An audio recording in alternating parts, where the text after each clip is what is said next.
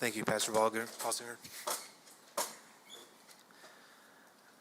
Moving on to A3, I'm calling this meeting to order. It's the September 22nd Board of Trustees meeting for Huntington County Community Schools. And we'll go to A4, roll call, Mrs. Gray. Mr. Allen? Here. Mr. McClellan? Here. Mr. Melcher? Here. Mr. Wall? Here. Mrs. Heim? Here. Mr. Carl? Here. Mrs. Miller is absent. Thank you, Mrs. Gray. On to A5, revision of the agenda. Mr. Trout, do we have any revisions tonight? Yes, we have one for personnel. This item will be now E4, resignation of administrator. Mike Sumter, Director of Technology, effective noon on December 10th, 2025. Thank you, Mr. Trout. I'll entertain a motion, reference the revision. Make a motion to approve the revision of the agenda as presented. Thank you, Mr. Wall. Is there a second? Second. Thank you, Mr. Carl. Any questions or discussion before we vote? Hearing none, we'll vote on the motion.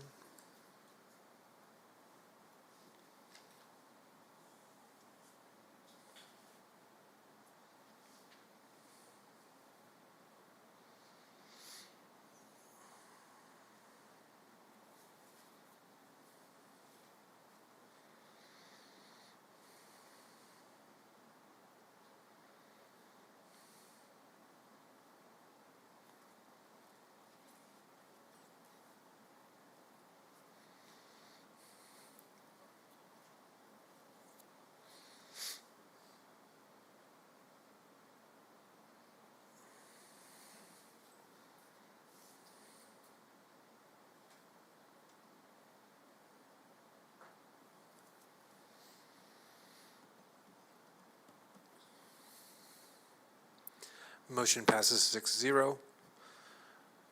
The agenda is revised. Moving on to B1, public comment from visitors.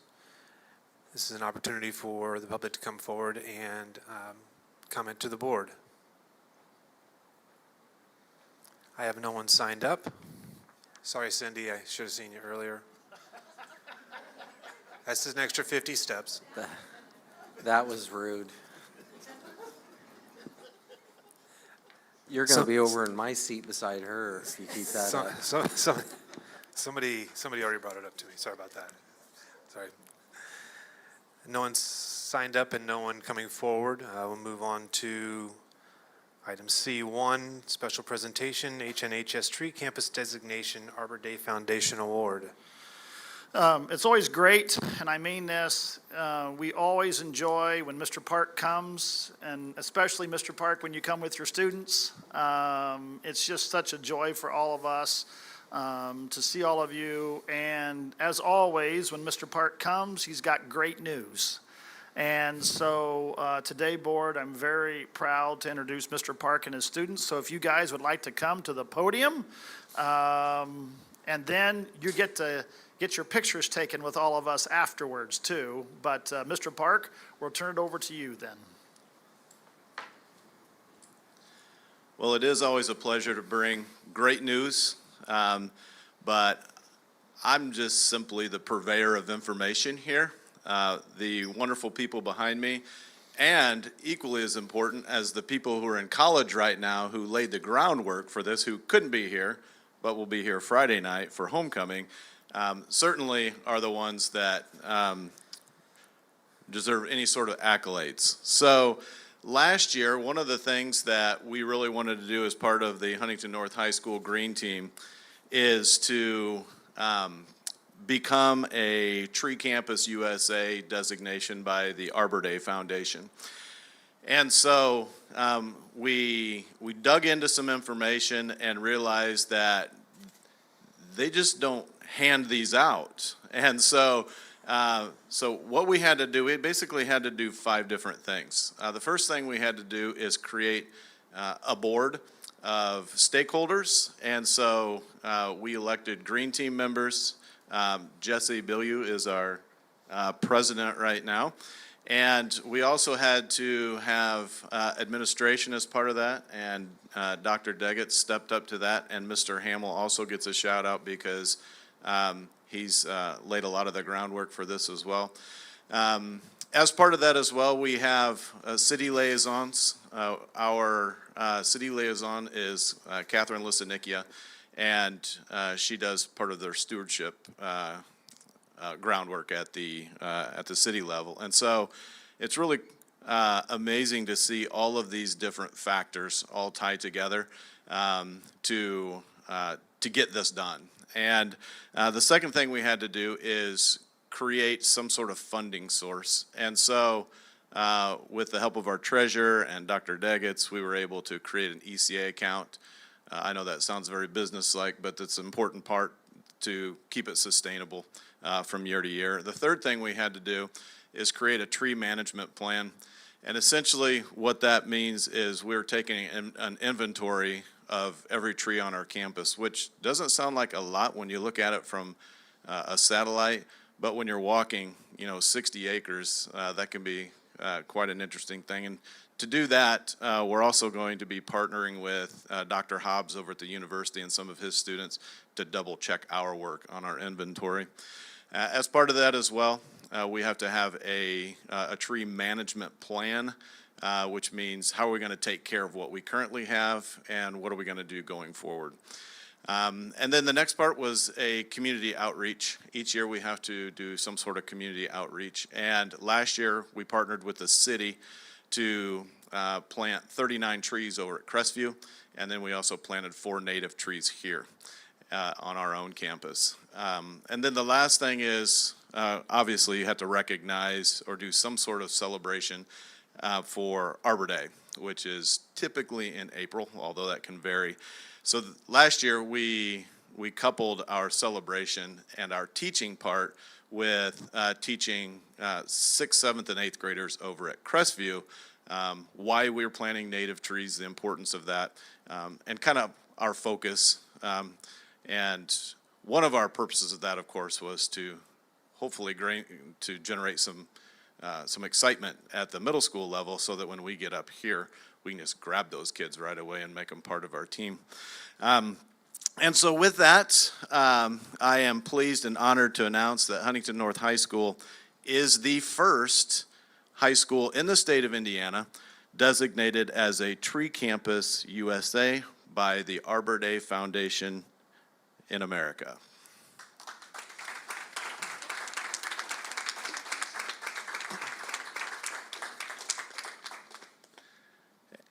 Any questions?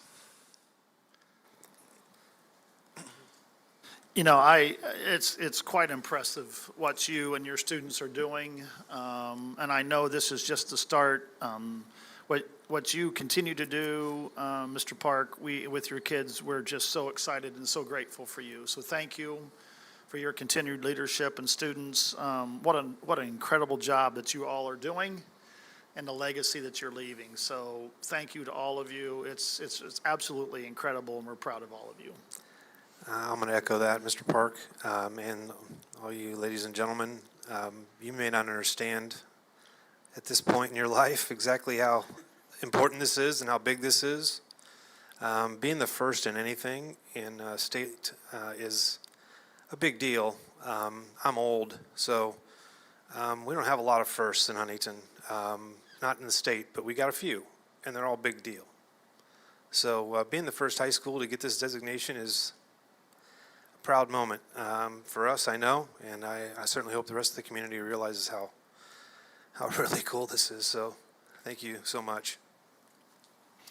So what we would like to do is get our picture taken with you. We haven't done this for a few meetings, so students, if you and Mr. Park want to come up toward the front, up here right in front of me, and then board members, and Jay and Chuck and Russ. No? I didn't know it was an option. If you guys would like to come forward and get your picture taken too, that would be awesome.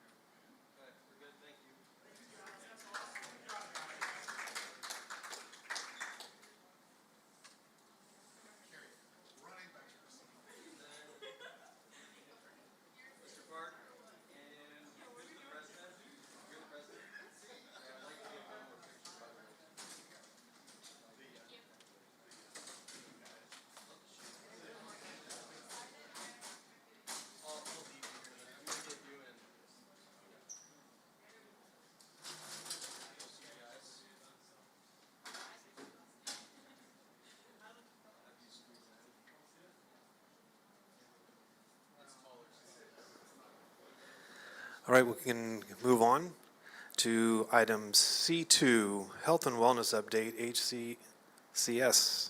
Mr. Brimberry. Board honored to have Meg Friesen with us tonight to give us just an update. This is an informational item to talk a little bit about how things are going in our district with some of the things that she's been working on. So Meg, thank you for joining us tonight. Thank you. So I think I wanted to say thank you to Deb Miller, because I think that she was the one that maybe said that Suicide Prevention Month, it's September, let's get a little update on what our students are doing. So I just wanted to say thank you to her for that. Specifically, we're doing a lot within mental health, but because it's September and it is Suicide Prevention Month, I just wanted to focus a little bit on that. So we started this year with 3 different suicide prevention clubs. So we have 2 at the middle schools and 1 at the high school. And all 3 of these clubs are under the umbrella of HOPE, which is the adult group in Huntington called Huntington Outreach Prevention and Empowerment. So we have 1 at Riverview, 1 at Crestview, and then the High Hopes Club is at the high school. So at the beginning of September, Riverview did an all 7th grade training. So our 7th and 8th graders got trained in what does it mean to be a member of Hope in the Middle. So that was pretty exciting. They'll be getting 6th graders coming in on board in January. And so then that whole school will be trained. Also in September, Crestview did a 988 day. So this was new to me that now September 8th is a day that we celebrate 988. So making sure that every single person knows that there is a phone number that you can call. All the board members got magnets tonight in case you didn't have one that you can give to a friend or put on your fridge. But they did a 988 celebration and made a big bulletin board display to just let people know that 988 is the number to call.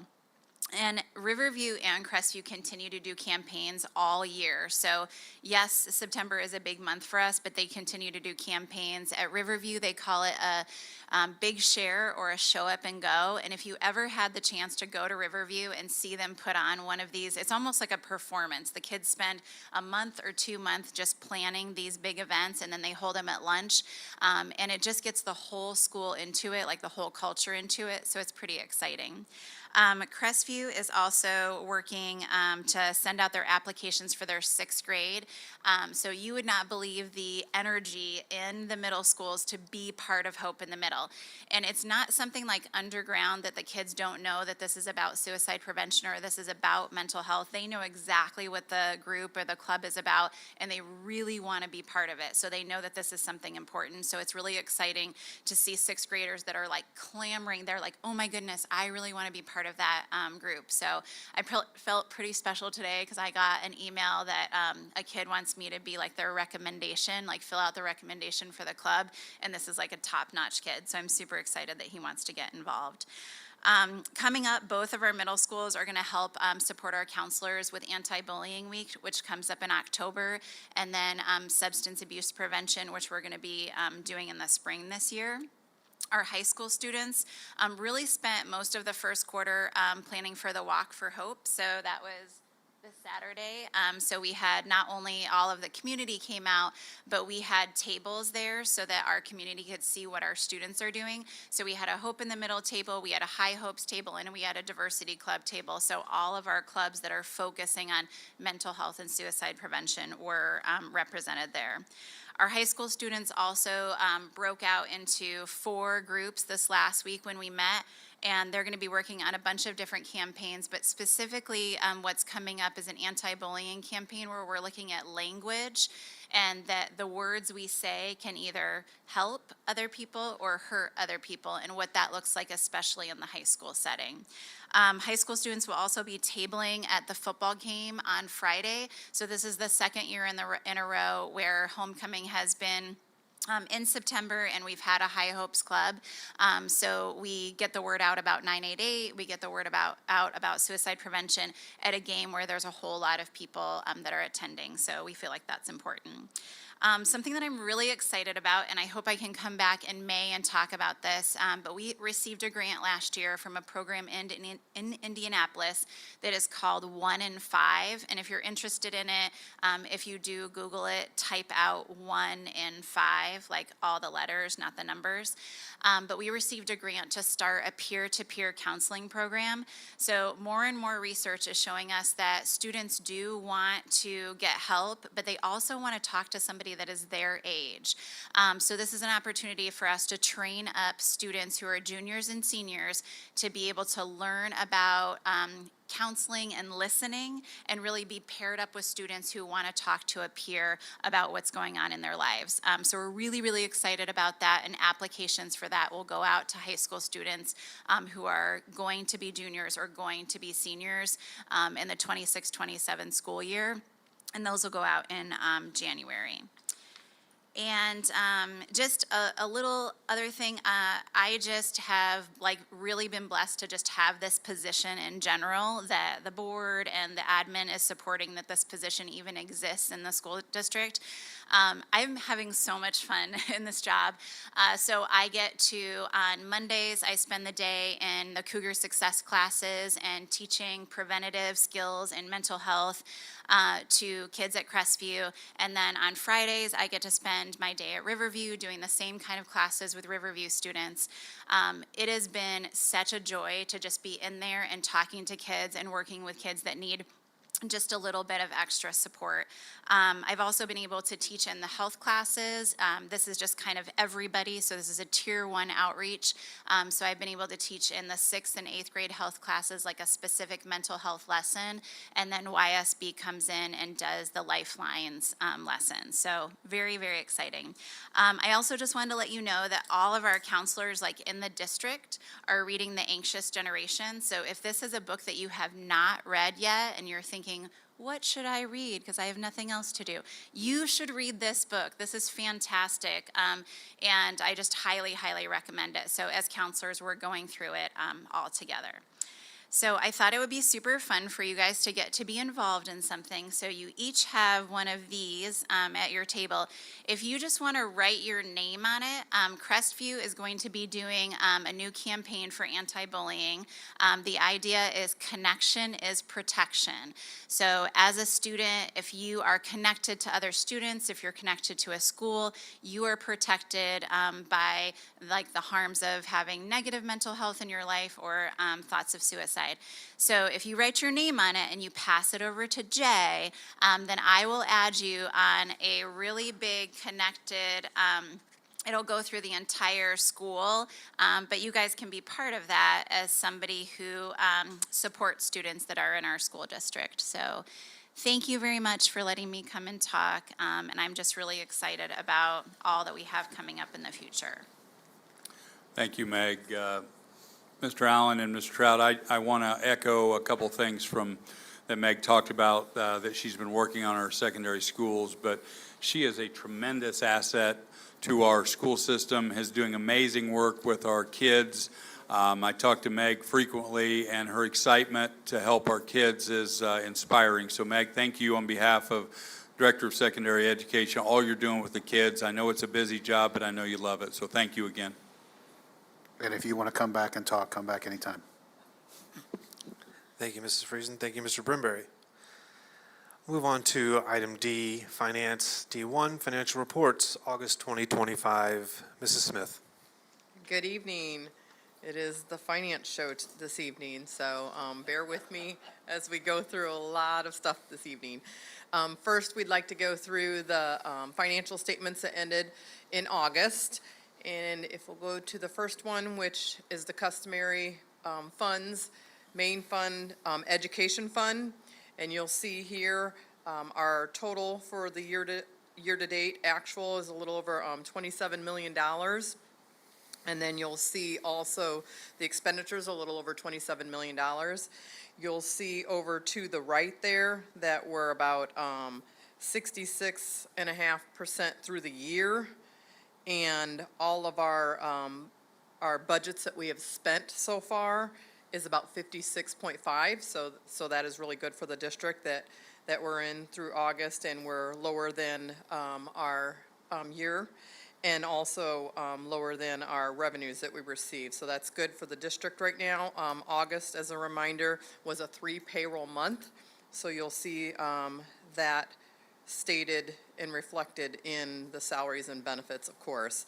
So as you come down to the totals, you'll see the total fund balance is a little over $16.2 million, with approximately $168,000 and some change in outstanding purchase orders.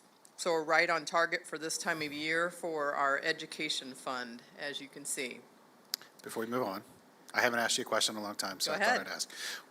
As we're getting ready for budget season, or in budget season and stuff like that, I was just gonna ask, from the revenue standpoint, we budgeted that last year about this time, trying to figure that.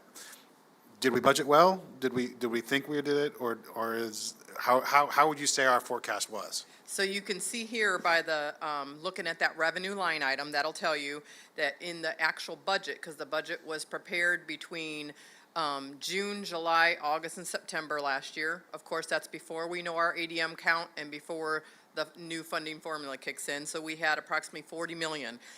If you go all the way to the right there, you'll see that 67% of our revenue received.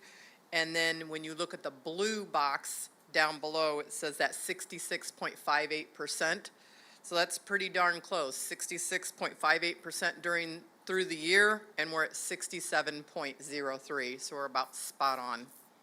I just wanted to make sure and prove, I thought that's what the case, but I just wanted to have you toot your own horn, so Yep, good job. Thanks. And then next, we'll go through the debt service fund, and you'll see no activity for the month of August. As a reminder, we received the majority of our revenue in June and December, and also pay our amortization schedules in June and December. So that's why you do not see any activity for August for debt service fund. And then we'll talk a little bit about debt service fund later on in the agenda item for additional appropriation. Then next, you'll see our operations fund, which is our other main fund in the district, opposite of the education fund for our overall operations. And you'll see this also, our revenue that we received so far, a little over $10.7 million. Our expenditures, 12.9, and just wanted to talk about those. That is by design, that the board approved some additional projects to be spent out of our operations fund for this year per our capital projects plan. So all that is by design from last year's budget adoption. And you'll see there, our total fund balance is about $3 million. And just to show, to point out that negative for the encumbrances is back years of bus replacement plan that we're still waiting on. So those will be throughout this next year in different spurts as we receive some of our buses. So it'll cross budget years. So since I asked about revenue, I'm going to ask about this one too, because I know our interest in miscellaneous expenses are way up.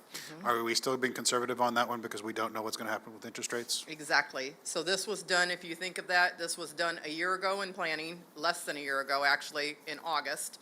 And then interest rates changed at the beginning of 2025, definitely to our favor. So you'll see we projected 637,000. We've already doubled that. Cool. So that's a good thing. And some of that was also due to our relationship with Otherwise too, right? Yep, with Everwise and signing that new, is it 4 or 5 years, I think, Mr. Trout, 5? 5-year fixed interest rate, which is very, it's an advantage for the district to do that, because if the interest rate changes at all in the future, we are set at that fixed rate. So it was a very good thing for the district to do. And then the next one, last but not least, is our rainy day fund. So you'll see no activity also in the rainy day fund. This activity for 2025 was to carry forward purchase orders from last year's budget that was carried forward this year. And you'll see all the budget has been spent and no new budgets have been spent out of rainy day fund for 2025. And then that is it for the regular ones. And then we have our customary comparison, where if you scroll down, yep, right there, you'll see how we compare each of the years per month for the education fund. And you'll see the differences between from 2019 all the way to August of 2025. And that, like we indicated earlier when we were going through the individual financials, that $16.2 million cash balance, which is good for our district. And then the next one is our other major fund that we talked about, and that is our operations fund. And the difference in our operations fund, one was by design, doing a couple extra capital projects in there, and then also as a reminder that August was a 3-pay month, so we have our operations individuals, the employees that are paid out of operations, so you'll see that balance back out in September, with September going back to a 2-pay month. And then also in your board packet, you'll see your, the normal receipts and expenditures, full list of all funds attached in your board docs. And that is it for the regular August financials. I'd be happy to answer any more questions the board may have at this time. Thank you, Mrs. Smith. I'll entertain a motion reference the financial report. Make a motion, we approve the financial report as presented for August 2025.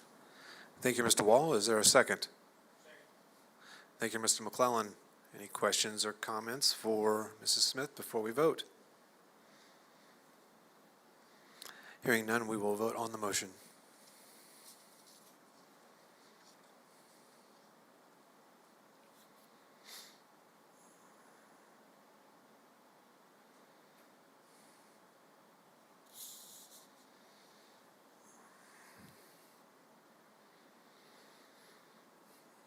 Motion passes 6-0.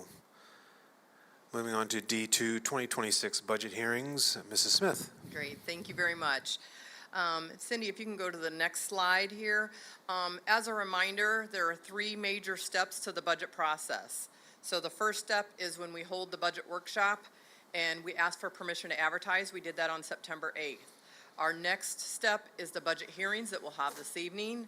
And then our third step is the adoption that we plan for the next board meeting on October 13th. And then the Department of Local Government Finance is, by Indiana Code, supposed to issue our final approved budget order in December of 2025. So like I indicated tonight is our second major step in the budget process, where we hold 3 separate budget hearings for the 2026 budgets, the capital projects plan, and the bus replacement plan. And then just a recap of our major sources of revenue for our education fund is our tuition support, our basic grant that comes from the funding formula based on our average daily membership, our ADM.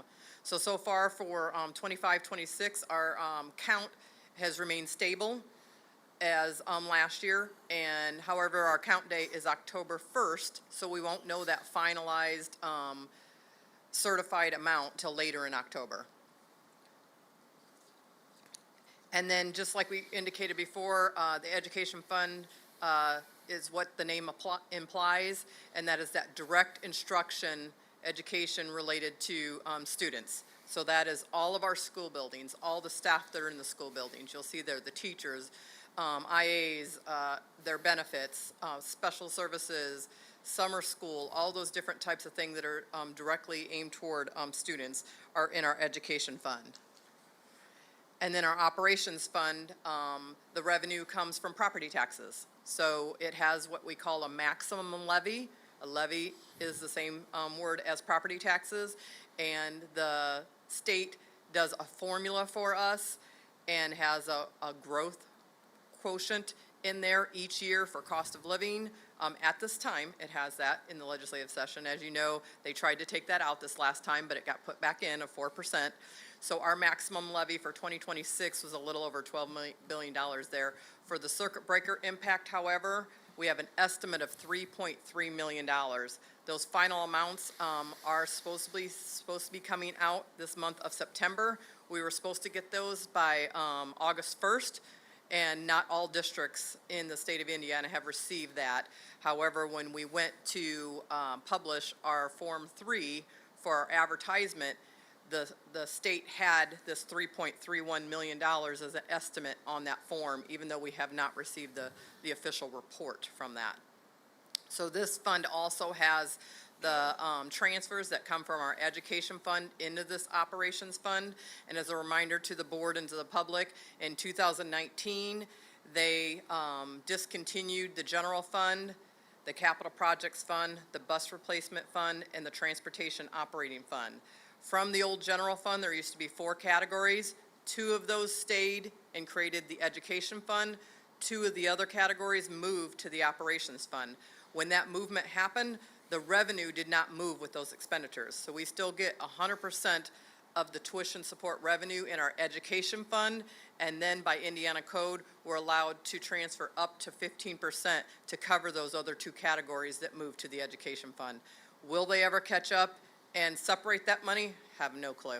We thought it would be done by now, and here we are from 2019 to 2026 budget, and it still hasn't been done. So we will see. Our average amount that we transfer is between 11 and 14%. So we're well under that 15% threshold that they have set for districts. And then next you see our capital projects plan for the district, which is a 3-year plan. And it's composed of 2 different sections. One are projects that exceed the $10,000 threshold, and any kind of equipment that is over expenditures over $10,000. And that is a list that is gathered of all the things that we might want to do in the district under the operations fund only. So this doesn't include projects that you might take from that plan and do under a general obligation bond or a lease. But however, we list all kinds of things on that plan, and then as funding's available, then we can pick things off that.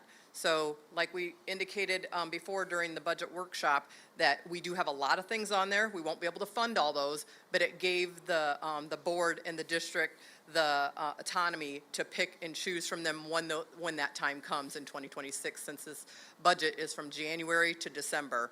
So then we would coordinate which ones we would want to fund from that plan, from the operations fund, and what we might want to do with future debt service. And then moving on, you'll see our bus replacement plan, which is for a 5-year period. We anticipate replacing approximately 7 buses in 2026. I believe we've already done the intent to purchase, from, that doesn't mean that we are held to that, but it lets them know that we're interested in replacing up to 7 buses.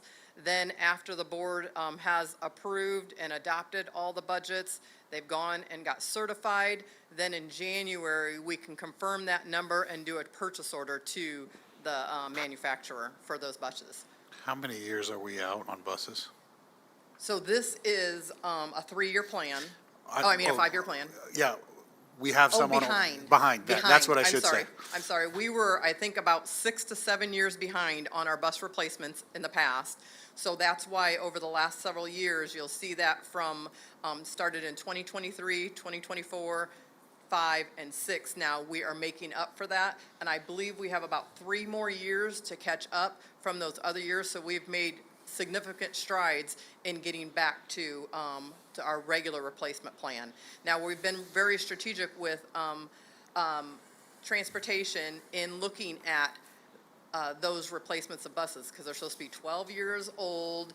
We have some that are older than that, of course, but when we do the bus replacement plan, we are looking at everything from mileage to see which ones would go before another, if they have high mileage, or repair costs. So we look at all things. We look at the years that's old, the mileage, and the repair cost to put those in priority order. And so the next question, we order these in January supposedly, how long will it take for them to get in?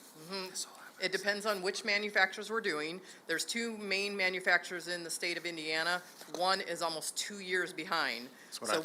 So that's why you see that negative. That's in why that I was other- asking about that negative too, Yeah, so. so we're a year and a half still behind on that number, and then this. So there are talks with different manufacturers, other than what we use right now, that we might use in the future, that would have them within a year. So we're still looking at that. I think a lot of districts have gone to different manufacturers, but there's pros and cons to that because it's different types of bus, all those different things for the mechanics to work on. So we'll still look at that in the future. Mr. Brynmary will be working with transportation on that to see if we can shore those up, but we do have the funds set aside for that, so we have no problems with the funding part and making sure that when they come in, that we're able to get them right away and get them on the road.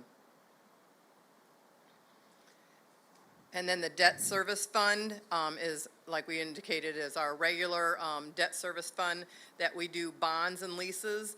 And instead of, like some districts have, of course, this debt service fund, all districts in Indiana have a debt service fund that they use for major repair and replacement type things. So that could be roofing, it could be paving, it could be lighting, it could be painting, all those types of things that our operations fund doesn't have enough in because of that maximum levy availability to spend in there from that maximum levy. So we only get so much money in that operations fund, and then our debt service fund helps us with all of our long-term planning and regular upkeep of our buildings.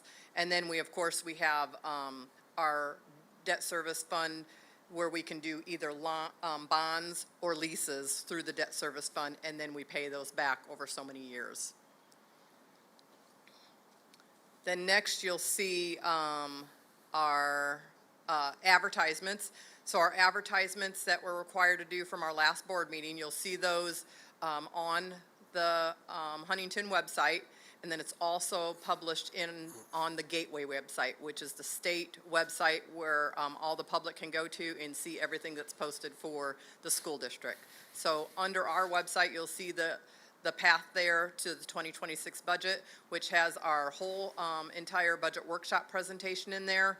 Our Form 3, which is the notice to taxpayers, letting them know that we were having this public hearing this evening, and also the adoption at the next board meeting. And then it also has our capital projects plan, our 3-year plan, and then our 5-year bus replacement plan. And just a reminder, even though those plans, the capital projects plan and the bus replacement plan are multiple years, you're only held actually to the first year, and then if the board so chooses to change any of that, they can do that each one of the regular budget years if they so choose. So next you'll see the notice to taxpayers. This is just a picture of that information between the two of what it looks like on the websites. And same thing with the capital projects plan, notice to taxpayers, along with the 2 sections that have for the projects on the next page, and then the equipment also on the following page. And then next you'll see our bus replacement plan. And it's also divided from our notice to taxpayers. And then on the next page, you'll see the first 3 years of the plan. And then on the next page, you'll see the last 2 years and then the totals on the bottom. And then last but not least, holding our budget adoption on October 13th of 2025. So that is what I have this evening to recap the 2026 budgets.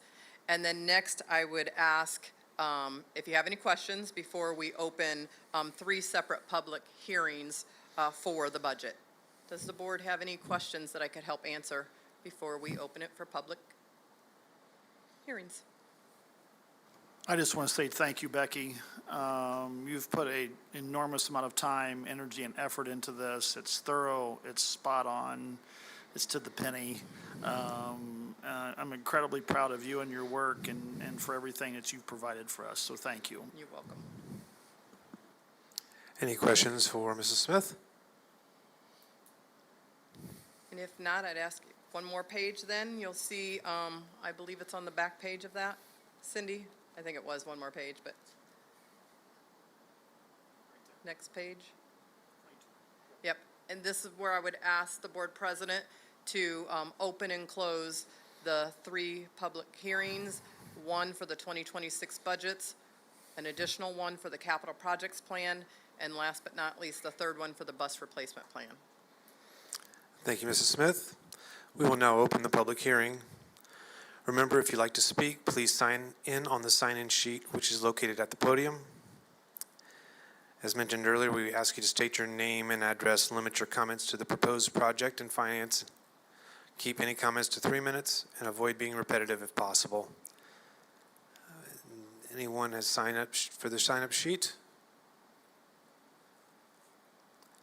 Would anyone like to come up and speak?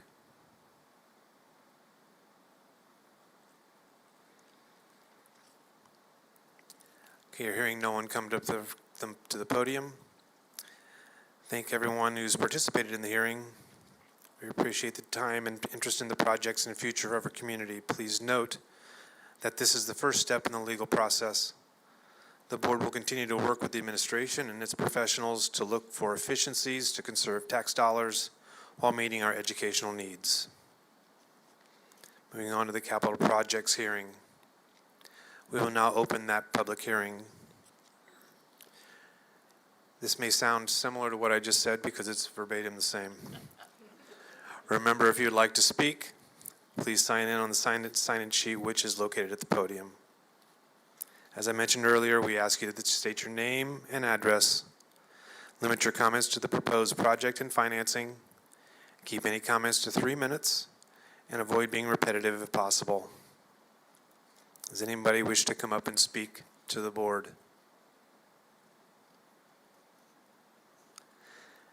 No one having come forward, I'd like to thank everyone who participated in the hearing. We appreciate your time and interest in the projects and the future of our community. Hey, I'm reading this whether you guys like it or not. Please note that this is the first step in the legal process. The board will continue to work with the administration and its professionals to look for efficiencies and to conserve tax dollars while meeting our educational needs. We will move on to the bus replacement plan. You may recognize it from the previous two. We will now open the public hearing. Remember, if you'd like to speak, please sign in on the sign-in sheet, which is located at the podium. As mentioned earlier, we ask that you state your name and address. Limit your comments to the proposed project and financing. Keep any comments to 3 minutes and avoid being repetitive if possible. We have movement. Is anyone interested in speaking?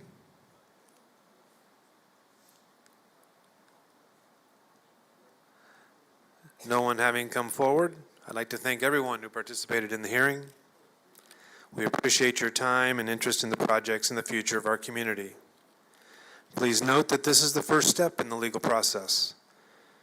The board will continue to work with the administration and its professionals to look for efficiencies and to conserve tax dollars while meeting our educational needs.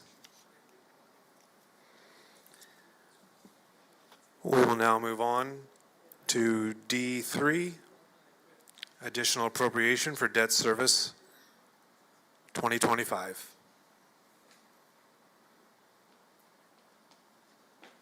Hello, me again. Imagine that. Next, you'll see on the screen when Cindy has a chance to bring it up. If you recall, last year, we did a general obligation bond in the fall for the 2024 general obligation bond. When we did that, we already had the budget already completed at that time, and this additional appropriation was not built in. So as we did the actual final budgets through the certification at the end of the year through the Department of Local Finance, they were able to include that in there, but not on the budget side where you have the approval to spend the money. So this, by approving and asking if any public needed to, wanted to speak this evening, it does not raise the tax rate. It doesn't do anything like that. It just gives us the approval to spend to pay that payment from last year's general obligation bond moving forward. So in the future now, because of the unknown during the budget process, we have built in future anticipated debt. So then we automatically have the appropriation, and then they would reduce that appropriation to whatever the actual is in the December certification. So we have prepared for that in the future, so we should not have to do an additional appropriation in the future under debt service because we've built it in automatically now. Thank you, Mrs. Smith. So we would be asking if any public wanted to talk about this. If not, then we would be asking for the board to approve this resolution as presented. Would anyone like to come forward and speak to the board? Hearing none, I'll entertain a motion. References item. Recommend approval of the additional appropriation for the debt service 2025 as presented. Thank you, Mr. Wall. Is there a second? Second. Thank you, Mrs. Heim. Any questions or comments for Mrs. Smith before we move? Just to clarify, I think you said this, but I want to make it in my own language. Sure. This is for the 2024 GEO bond. Yes. Not anything that we may approve later this evening. You Gotcha. got it. Thank you, It's Mr. Wall. appropriation to be able to pay the payment from the 2024 general obligation bond from last year to make that payment for this year for the approval to spend that money out of the debt service. Thank you, Mrs. Smith. Any other questions? Hearing none, we'll vote on the motion.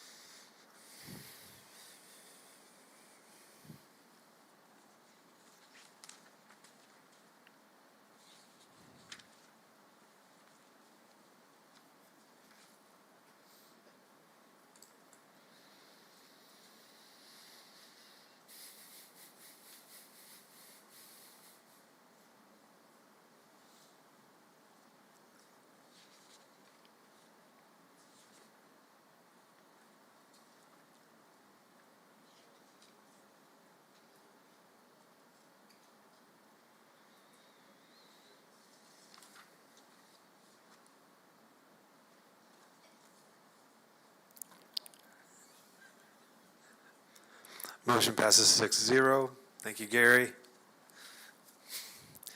We'll move on to D4, 2025 GEO Bond Project Hearing. This item on the agenda is for the board to hold a project hearing on the proposed GEO bond projects. If you are interested in speaking at the hearing, please make sure you have signed the sign-in sheet, which should include your name and address. After a presentation by the administration and its advisors, there will be an opportunity for the public to make comments about the project. At this specific hearing, we will ask that each person limit their comments to 3 minutes and that the topic be limited to the proposed projects under consideration. The notice of this hearing was published and is as legally required. At this time, I will ask Superintendent Trout to explain the purpose of this hearing. Thank you, Mr. Allen. Pursuant to Indiana Code 20-26-7-37, before a school corporation may spend more than $1 million to build, repair, or alter a school building that will be financed by a lease or bonds, it must hold a public hearing at which explanations of the potential value of the project to the school corporation and community are given. This public hearing and consideration resolution represents the beginning of the legal process. The resolutions presented at this meeting establish the financial terms for the proposed project.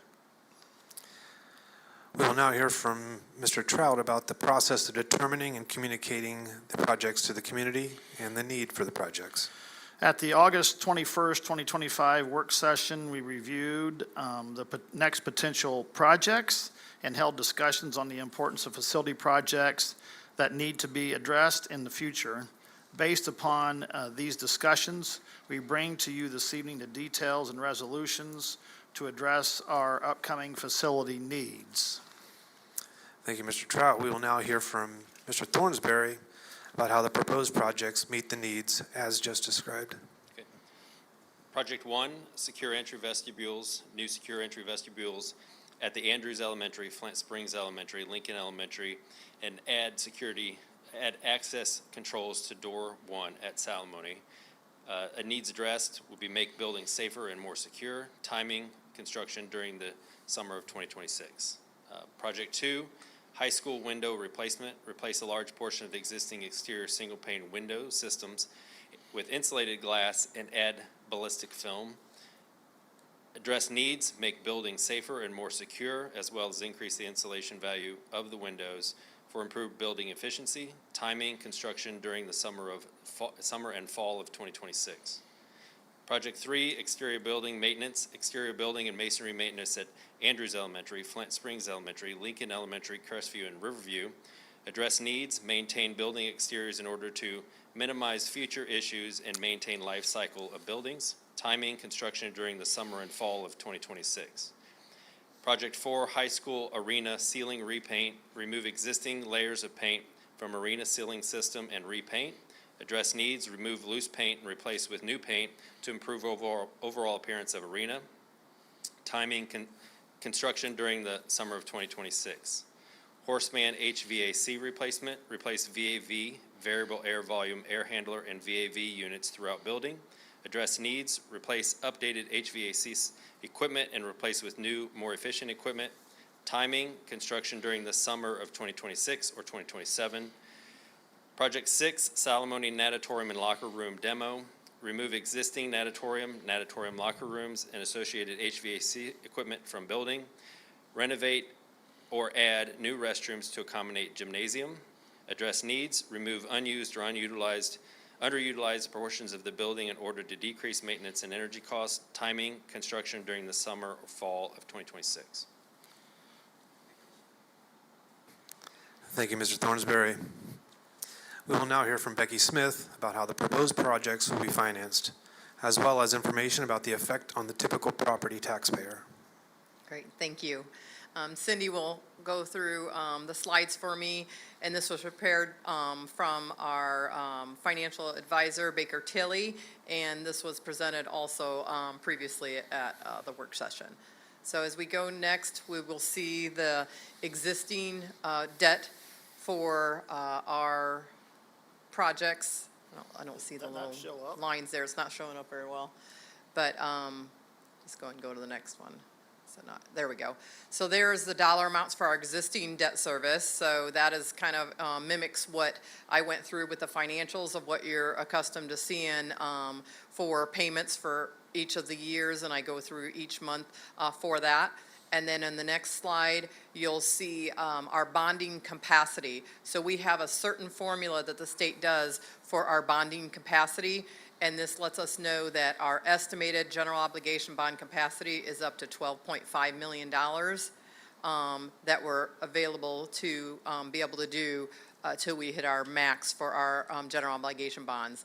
So then moving on, you'll see this is just the financing information of our options that we have in 2 years and 1 month or 5 years and 1 month. You'll see that there and the differences that provides. And then moving on is the existing debt, just in a graph form to see what that presently looks like. And then moving on for the difference of it paid within the 5 years or 1 year. And that is it, actually.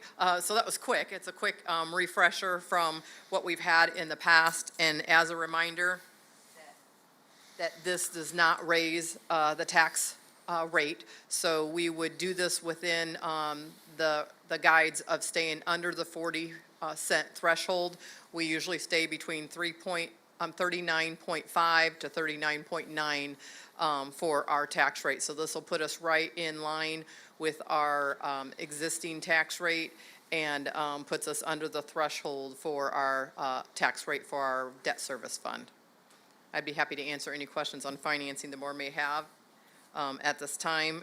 And if not, then we would go to hold the project hearing, which Mr. Trout already talked about with financing over $1 million, that this is required and is the hearing's open to the public.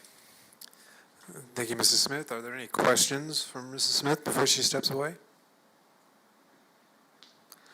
All right, hearing none, we will now open the public hearing. Remember, if you'd like to speak, please sign in on the sheet, which is located at the podium. As mentioned earlier, we ask that you state your name and address. Limit your comments to the proposed project and financing. Keep any comments to 3 minutes. Avoid being repetitive if possible. May I have the sign-in sheet? Do we have a speaker? Vicki, if you'll just flip that sheet over for me, please. No one having come forward. We appreciate everyone that's participated in our hearing. We appreciate your time and interest in the projects and the future of our community. Please note that this is the first step in the legal process. The board will continue to work with the administration and its professionals to look for efficiencies, to conserve tax dollars while meeting our educational needs.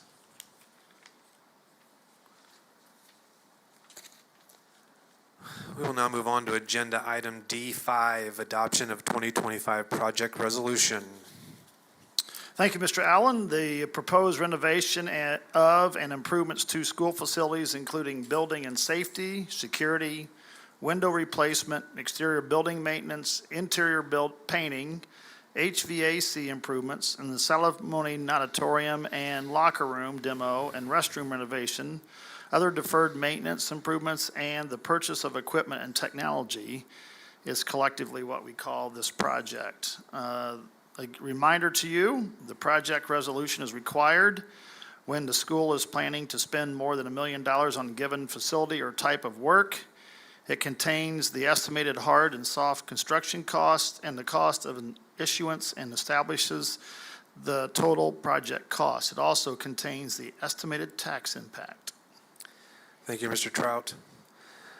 I'll entertain a motion in reference adopting the project resolution. I'll make a motion to adopt the project resolution as presented. Thank you, Mr. Melcher. Is there a second? Thank you, Mr. McClellan. Any discussion? We will now vote on the motion.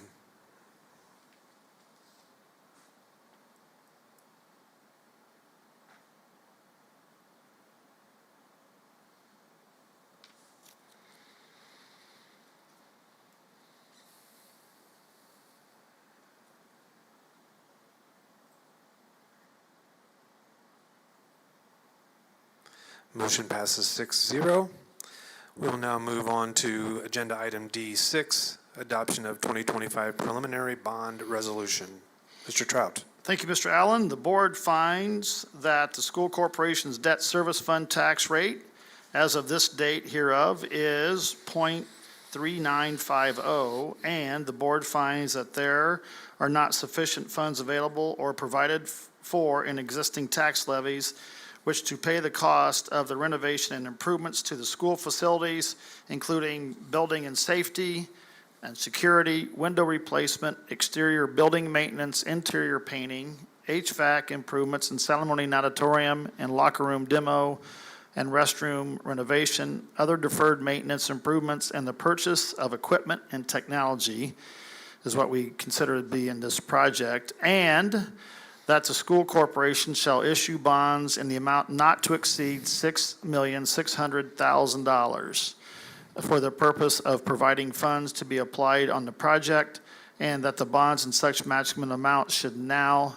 be authorized. The preliminary bond resolution contains the project cost for the project, maximum interest rate, and other financial terms such as the first interest payment date and maturity bonds, dates of the bonds, all with respect to the issuance of general obligation bonds. Thank you, Mr. Trout. I'll entertain a motion to adopt the preliminary bond resolution. Motion to approve the 2025 preliminary bond resolution. Thank you, Mr. Melcher. Is there a second? Second. Thank you, Mr. Wall. Any discussion? We will now vote on the motion.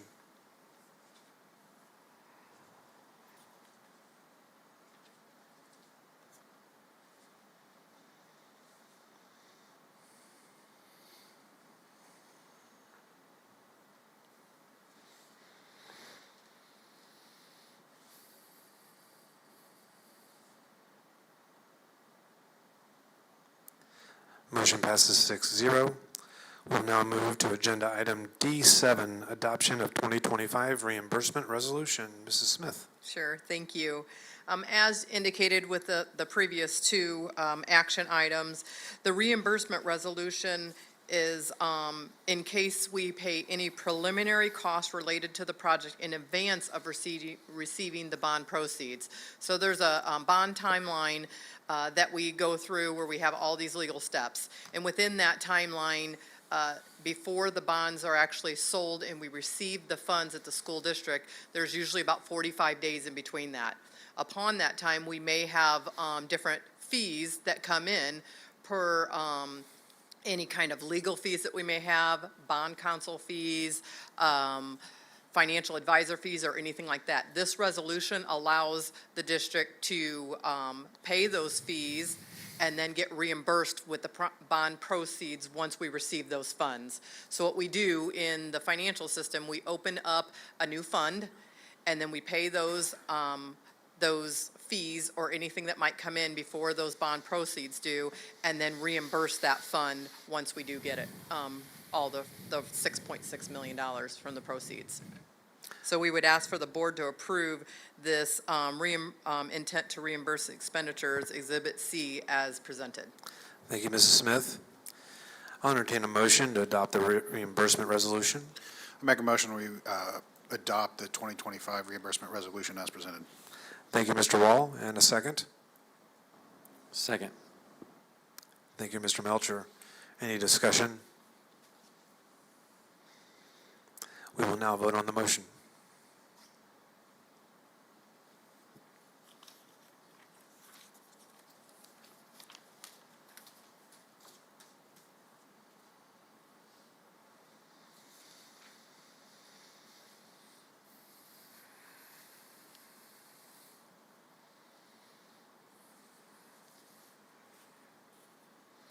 Motion passes 6-0. Thank you. Moving on to D8, Horseman Retirement Advantage and HCCSC Agreement. Mr. Trout.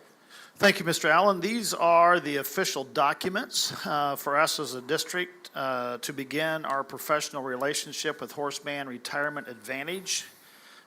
We have been, as a district, with Valley Corbridge and with the support of our Huntington County Teachers Association, and prior to Mr. McLaughlin's resignation, he led this initiative to move our organization to Horseman, to the Horseman Retirement Advantage. And so I am seeking your approval of the documents that are enclosed. Thank you, Mr. Trout. I'll entertain a motion. I reference the approval of this item. Motion to approve the Horseman Retirement Advantage and HCCSC agreements as presented. Thank you, Mr. Melcher. Is there a second? Thank you, Mr. McClellan. Any discussion or questions before we vote? I'm happy we don't have to do those individually. I'm happy we don't have to do those individually because there's a lot of them. Thank you, Mr. Wall. We'll go ahead and vote on the motion.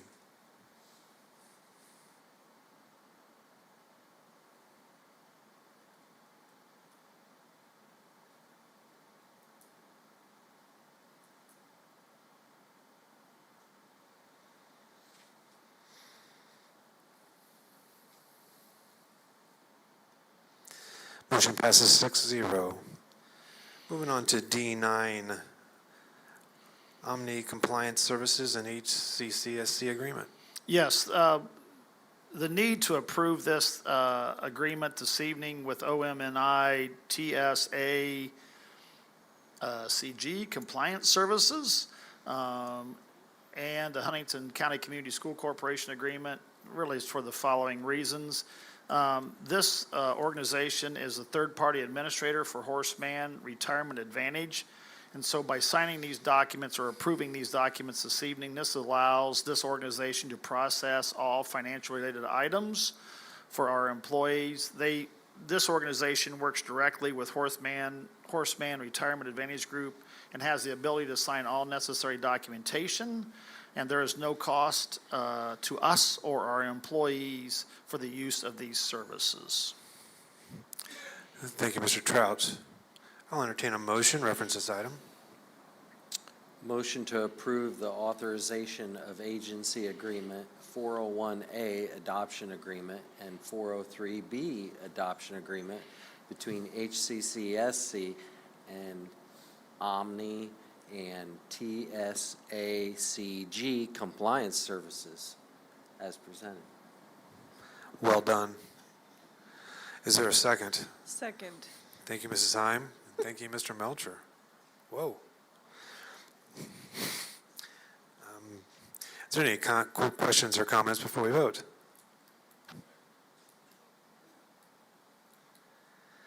Hearing none, let's vote on the motion that Mr. Melcher so elegantly put for us.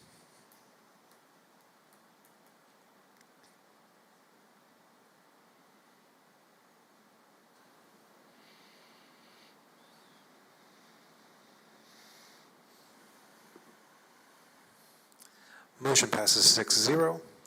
Moving on to E, 1 to 6. I'll check, I guess, yeah, it was 1 to 6. Consent agenda, Mr. Trout. I'm going to focus this evening on the personnel report.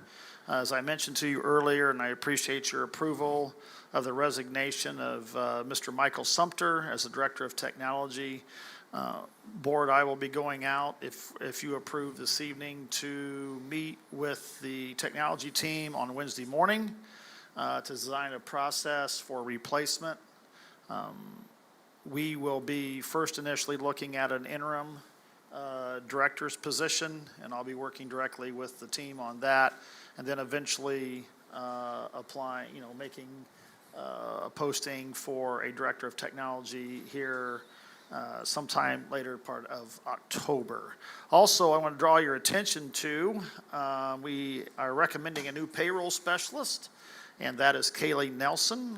Kaylee, as you'll notice, is also resigning from her HR payroll assistant position. I am really excited to have Kaylee come on board. I think she's also equally excited. We're looking forward to having her bring her talents and skills to this department along the way.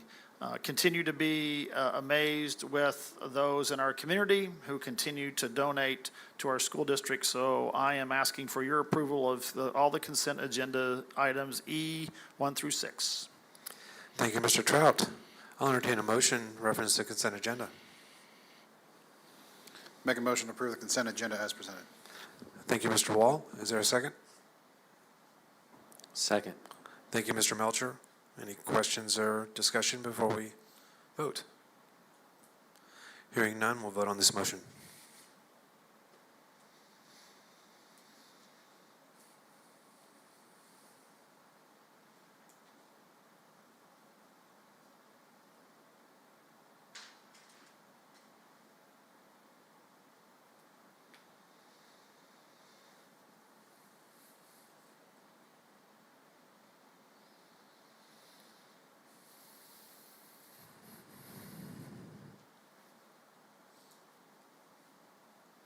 Motion passes 6-0. Moving on to item F1, Administrative Guideline 6550, Travel Payment and Reimbursement Policy.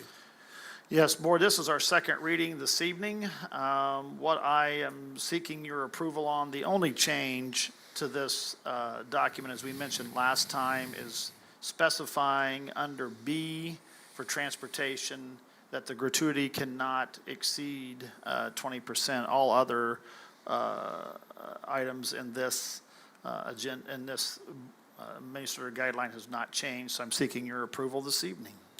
Thank you, Mr. Trout. I'll take a motion, reference this item. Recommend we approve the Administrative Guideline 6550, Travel Policy and Reimbursement as presented. Thank you, Mr. Wall. Is there a second? Thank you, Mr. McClellan. Any comments or discussion before we vote? Hearing none, we'll vote on the motion.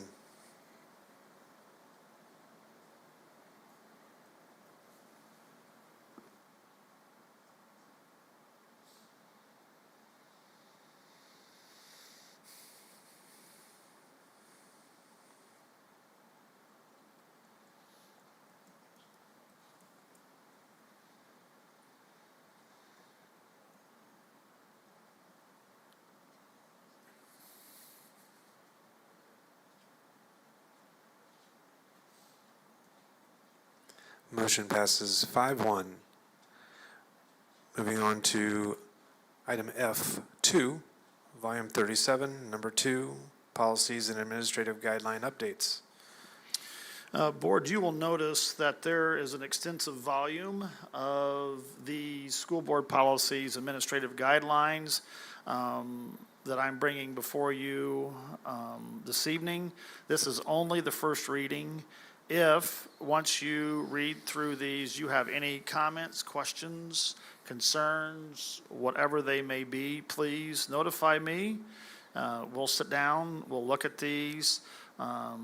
I do want you to know that a special thank you to Mrs. Gray, who has been an instrumental part of this, but these are the end. These are the last set of school board policies for us to be fully on board and up to date on all our policies and administrative guidelines. So over the next 2 weeks. Just that easy. Yes, just as I wish.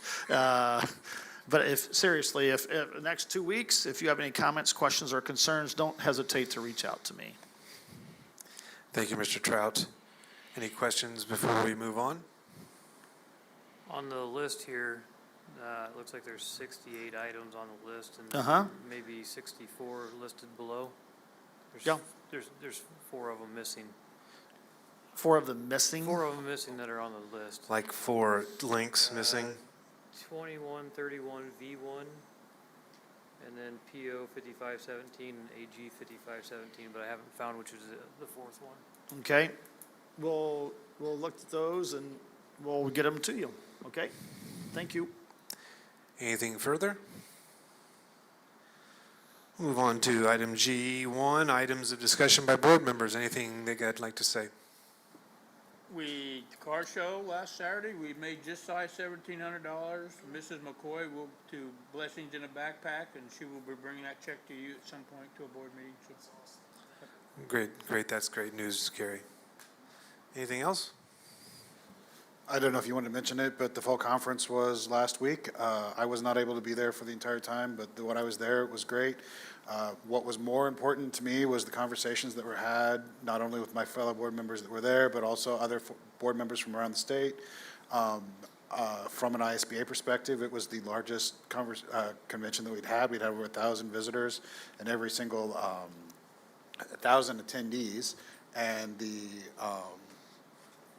exhibitor hall was sold out with a waiting list. So it was a good showing and a great opportunity for everyone to do that. And here's the hope that maybe at some point we can get more board members down there. So, Thank you, Mr. Wall. I was fortunate enough to attend. Mr. Wall is correct. It's always great to speak with board members from around the state. Interestingly, it doesn't matter the size of the corporation. They all have exactly the same problems that we do. How do you afford everything you need to do? And how do you take care of your teachers and your staffs? It's a great conference. I will echo that. It's my first time to attend. It did seem pretty crowded, and which was great. I attended the president's breakfast the last day, and the other presidents from around the state are unfortunately just like me. They are trying to find some unanimity and a little bit of love from their community and some understanding. But as Mr. Wall said, if we can find a way to make some time and get some more board members down there, I don't know of anybody that had everyone down there, but I know there were several that had 3, 4, 5 board members, and most of them had been there before. And I think so if you can ever make the time to go, you'll probably go back. And I'm looking forward to next year's. Mr. Allen, want to congratulate Huntington North Band, Mr. Pettick, our kids, and his team. They performed very well this past weekend, got 4th place in a tournament. The 3 ahead of us, between 1 and 4, were only 4/10 of a point, and all 3 of those are previous state finalists.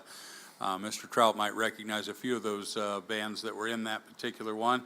And I would also tell that we've been invited community-wise and otherwise. There'll be a lot of bands here this weekend on Saturday. Huntington North hosting their first competition, so a lot of works went into that. Michael Pettick, his kids, his parents, and that community should be congratulated. They will do Huntington North proud. Thank you, Mr. Brimberry, and I appreciate you bringing that up. I know that when the board considered a new stadium, we were very vocal about making sure that it was an all-purpose stadium, that it was something that could be used for something other than football. We had some intentionality on the size of the stadium, size of the bleachers we built, because they had to be they had to hold a certain number of people to be able to host one of these banderamas, or what they're called. And so it will be exciting for these kids. If you have a chance, I'm sure it'll be very entertaining as well. So thank you for bringing that up. I was going to say, Mr. Pettick sent out the schedule. They're going to have a strong day because it starts at 3 p.m. and goes all the way till 9:45 at night. Yeah. There is a minor dinner break in there, but that's a lot of bands coming in and out of our facility. So I look forward. I probably will swing up there. Probably not that late, but I will swing up there just to see how things are going. Yeah, you're right. It will probably be, if it says 9:30, 9:45, it's 11 o'clock. So, but that's great. I mean, it's going to be a party. Mr. Carl says everybody can stop at his place. Anything else for the board? I'll take a motion to adjourn. So moved. Thank you, Mr. Wall. Is there a second? Thank you, Mrs. Heim. All those in favor signify by saying aye. Aye.